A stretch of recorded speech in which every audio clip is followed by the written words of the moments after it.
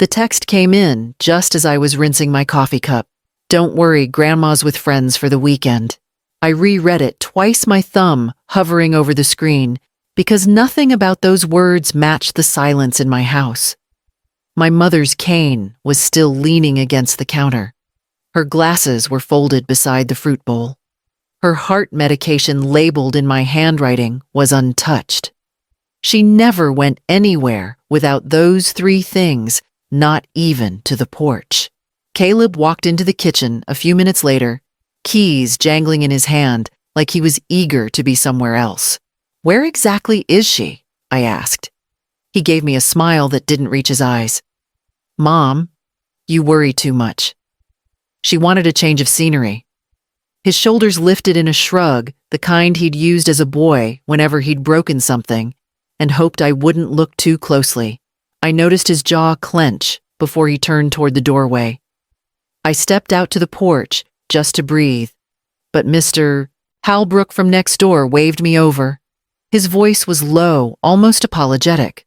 "Everything all right, Maribel?" I heard yelling the other night. Thought maybe it was the TV. I felt my stomach tighten. My mother didn't yell, not anymore. She barely raised her voice above a whisper. By noon, I'd checked every room twice, called every friend my mother still kept in touch with, and listened to 4 different voicemail greetings.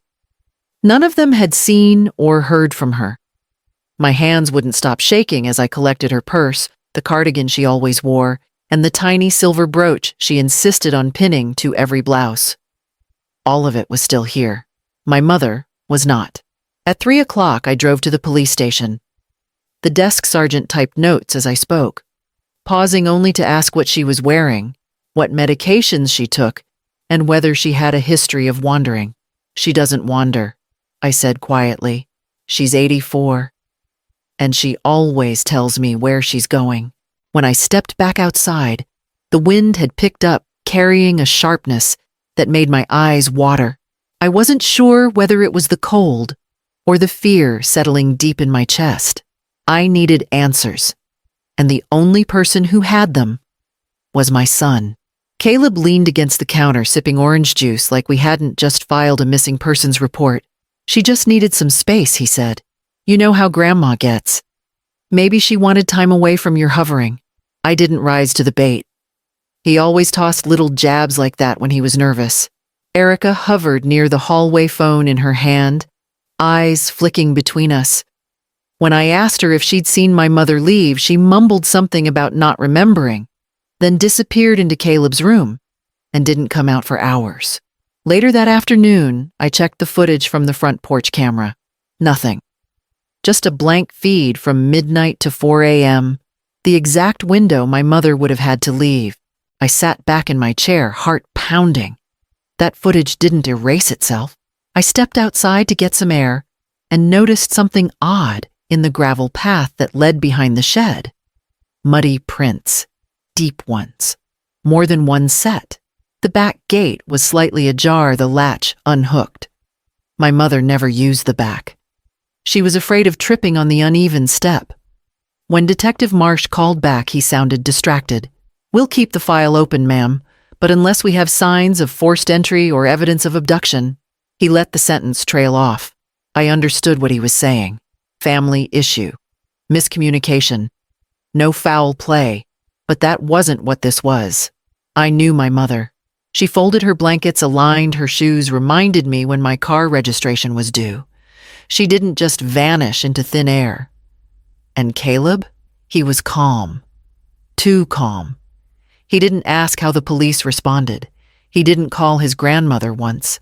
And when I placed her cardigan over the back of the couch, he looked away like it burned his eyes. That night, while Caleb and Erica were out, I checked the trash. Buried under 2 pizza boxes was a used pair of surgical gloves. The next morning, Erica asked if we could talk. We sat at the small table in the sunroom, the one my mother used for puzzles. Erica picked at the corner of her sleeve while I waited. She didn't make eye contact. "I didn't know what he was planning," she said finally. "I thought he just needed a break from her. He said she was making him feel guilty, that she was toxic." I didn't speak. I let her talk. He told me to say she left on her own, if anyone asked. He said it was just for a few days and that I owed him, after everything he'd done for me. Her voice cracked. He said if I made trouble, I'd be out. He'd take the car, the apartment. Everything. I folded my hands to keep them from shaking. Where is she, Erica? She looked up finally, and I saw the fear there. I don't know. I swear. He said something about needing her to sign things while she still could, before it's too late, he said. He had a notary come by. I didn't see what they were doing, but she looked scared. I stood slowly, walked past her into the study. The cabinet my mother always kept locked wasn't hard to open once you knew where the key was hidden in the hollow of an old chess piece. Inside were all the important documents. Deed insurance, a copy of her will, but the power of attorney folder was empty. I sat on the floor and closed the cabinet. My mother had trusted him. I'd trusted him. He was the boy who cried when he lost a spelling bee, who carried her groceries when he thought no one was watching. I used to defend him when others said he was selfish, said he played too many sides. He just wants to be understood, I'd say. But maybe Louisa had seen it before I did. That boy knows how to wear two faces. And now he'd taken something that didn't belong to him. I called the bank. I was trimming the edge of the hedge when Mr. Holbrook stepped out from his porch with that familiar limp and a paper cup in his hand. He didn't wave, just walked over, slowly looked around and pressed something small into my palm. Don't say anything. Just look at it when you're alone, he muttered. Garage camera. Motion triggered. Thought it was just raccoons. Wasn't. I waited until after sundown. Caleb was out. Erica hadn't spoken a word since our last conversation. I locked my bedroom door, plugged the flash drive into my laptop, and pressed play. The first clip was just wind and trees. The second showed a man I didn't recognize, broad-shouldered, hood-up gloves, on walking toward our garage around midnight. The third made my stomach drop. It was my mother. Louisa shuffled behind the man, one hand clutching the wall for balance. She looked disoriented, her steps unsure, her hair flattened like she'd been lying down for hours. There was no coat on her, just the same thin cardigan she always wore indoors. The man led her through the side entrance of the garage. She hesitated before stepping in. He didn't wait for her to catch up. The clip ended there. I watched it twice before closing the laptop. My mother hadn't left voluntarily. She hadn't gone with friends. She'd been hidden, and not by strangers. At the precinct, I showed Detective Marsh the footage. He watched in silence, then asked for the flash drive. This time, he didn't question her mental state. He didn't ask if I'd checked the local senior centers. We'll open a formal investigation, he said. This qualifies as unlawful detainment, possibly elder abuse. I nodded, unable to speak. As I turned to leave, my phone buzzed in my bag. Unknown number, no voicemail. Then it buzzed again, and this time I answered. The voice on the other end was cracked and slow. I got out. I can't walk far. Behind the gas station. Red roof. Near a field. Then the line went dead. I called Detective Marsh, immediately replaying the words exactly. He didn't hesitate. We were in his cruiser within 10 minutes, speeding toward a town I hadn't visited in years. As the miles passed, I gripped my hands together and tried not to think about what I would find. The gas station was small, almost forgotten, surrounded by overgrown grass and a rusted ice machine that hadn't worked in decades. Behind the dumpster, curled against the wall, was my mother. She was sitting in the dirt, arms wrapped around her knees. Her cardigan was soaked through. Her skin was pale, lips trembling, but she was alive. When she saw me, she blinked slowly and whispered, I told him no. I said no. I dropped beside her, brushing the damp hair from her face. Detective Marsh called for EMS. He locked the door, she said. No windows, no clocks, just a table. He said if I didn't sign, no one would believe me. No one would come. I could feel her bones through the fabric. Every inch of her was cold. Her hands were scraped, her ankle swollen. He brought papers. I didn't read them. He said they were for convenience. I knew better. When the ambulance arrived, she didn't resist. She just looked up at me and said, "I'm sorry I didn't tell you earlier. I thought I could protect you." I rode with her to the hospital. The nurse gave me a clipboard of forms to fill out, but I couldn't focus. All I could see was her in that dirt, surrounded by silence, carrying the weight of someone else's cruelty. The documents Caleb brought her were forgeries, but the bruises were real. The fear, the humiliation, the isolation. She'd escaped on her own, but she wouldn't have to fight the rest of it alone. When I brought her home, I helped her into bed. Then I found the coat she'd been wearing and something small sewn into the lining. My mother barely stirred as I helped her out of the car. Her skin was warm now, but her grip was weak. She didn't speak when we reached her bed, just let out a long breath and turned her face to the wall. I covered her with the softest quilt we had, the one she used to call Sunday Weather. As I folded her coat to hang it up, I noticed a bulge near the inner seam. I ran my fingers along the lining and felt a hard edge. The stitching was hand-sewn, tight, neat, and deliberate. I fetched a pair of scissors and gently snipped the seam open. A key. I didn't need to guess where it went. The old sewing table in the hallway had been hers since before I was born. She kept needles in it, buttons sorted by color, and apparently a locked drawer I'd never once questioned. The key slid in easily. Inside were two envelopes, one marked notarized, the other folded around a thick legal packet. The top page read, "This document supersedes all previous arrangements. In the event of disappearance, coercion, or duress, all assets and property held under Luisa Rivera shall transfer solely to Maribel Easton." Her signature was clean. The notary stamp dated nearly a year ago. I sat down on the hallway bench and read every word twice. She had known. Not everything, but enough. Enough to prepare for the day when Caleb would stop asking and start taking. Enough to ensure he couldn't. I wanted to be angry at her for keeping this from me, but I wasn't. I understood it now.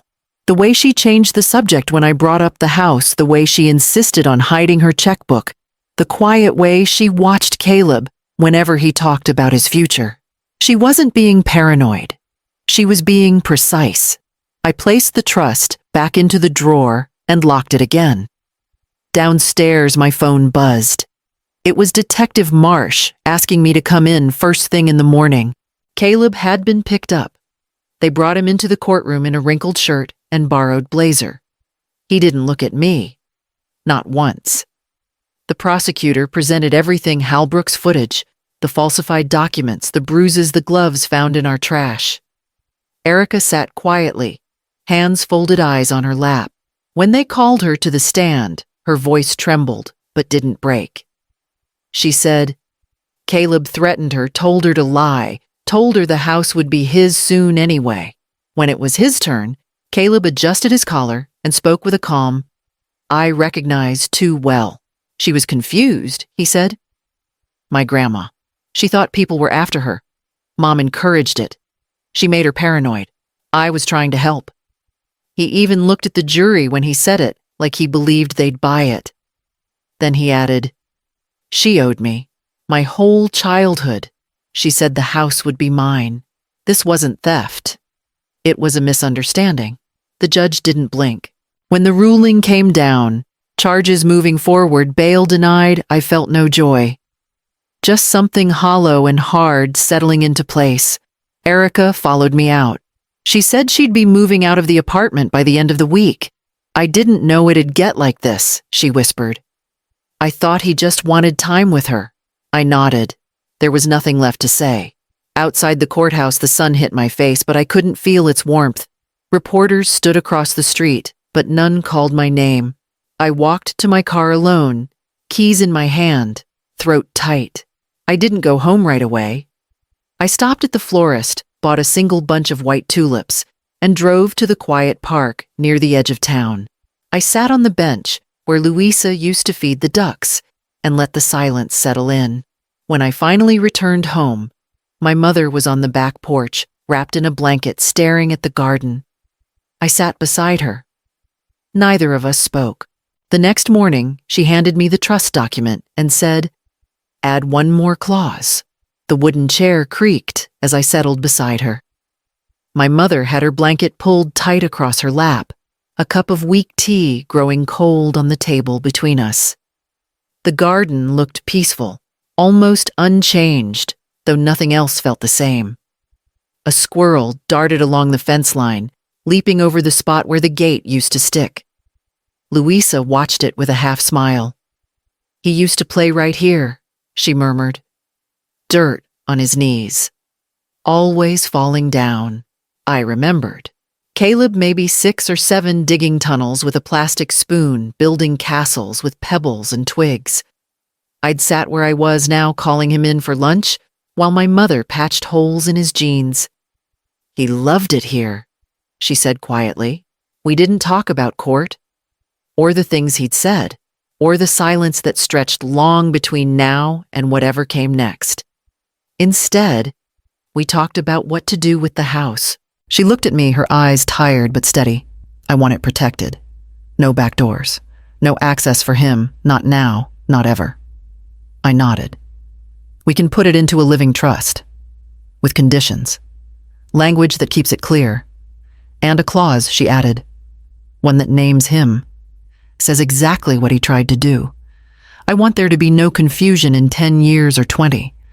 I want it written plainly. It was the way she'd always done things, no drama, just clarity." I called the lawyer that afternoon. We sat at the kitchen table again this time with a pen, a file folder, and a very different kind of future in mind. By sunset, the papers were drafted. Her signature was firm. She leaned back in her chair and looked out at the fading sky. "Maybe we plant something this weekend," she said. "A tree near the porch. Something that'll grow long after we're gone." I reached for her hand. "Yes, let's do that." Inside, the phone blinked with a voicemail. No name. No number. I hit play. It came in a plain white envelope with no stamp, no return address. The handwriting was unmistakable. I sat at the kitchen table with the letter in my hands for a long while before opening it. My tea had gone cold. The light from the window shifted slowly across the counter, and still I waited. Finally, I broke the seal. "Mom, I just needed a break. I wasn't thinking straight. Everything got too loud and too fast. Maybe one day you'll understand. I never meant for things to go that far. I'm sorry, though. I know that's not enough. Caleb." I read it once, then again. Louisa was in the living room, her feet tucked beneath her, as she watched the breeze stir the curtains. I walked in, letter in hand, and sat across from her. "I think you should hear this," I said. My voice was quiet, not bitter, not angry. She nodded. I read the letter aloud slowly, word by word. When I finished, she didn't move. Her eyes stayed on the window, watching the trees. A long silence passed. I waited, but she offered nothing back. Not a word, not a sigh. I stood and walked to the office, slid the letter into the shredder and pressed the button. It made a low, steady sound as it disappeared strip by strip. I didn't cry. There was nothing left in those pages that I hadn't already lived. No door opened. No part of me moved to forgive. It wasn't that I hated him. It was that I didn't recognize him anymore. By evening, I was out on the porch again.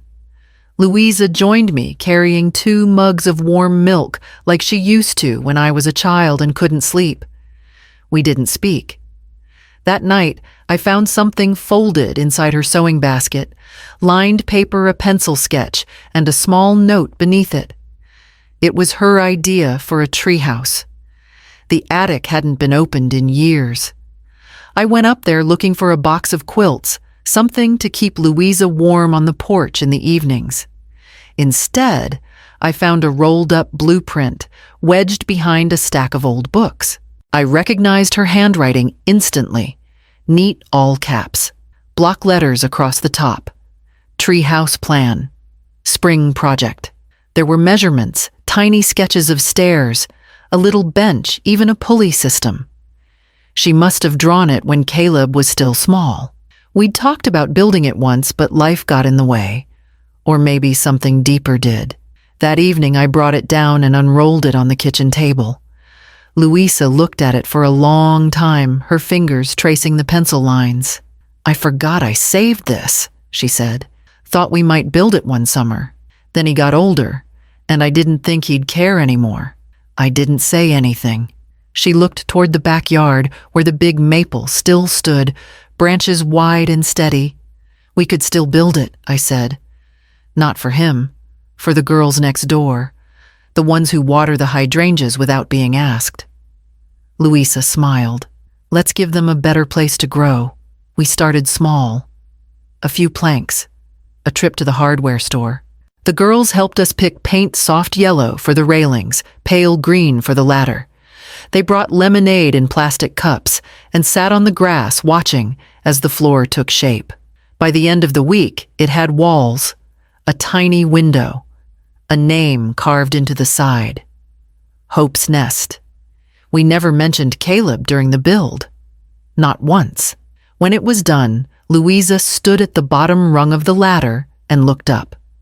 She didn't climb, but she placed her hand on the wood like she'd left something there long ago and finally come back for it.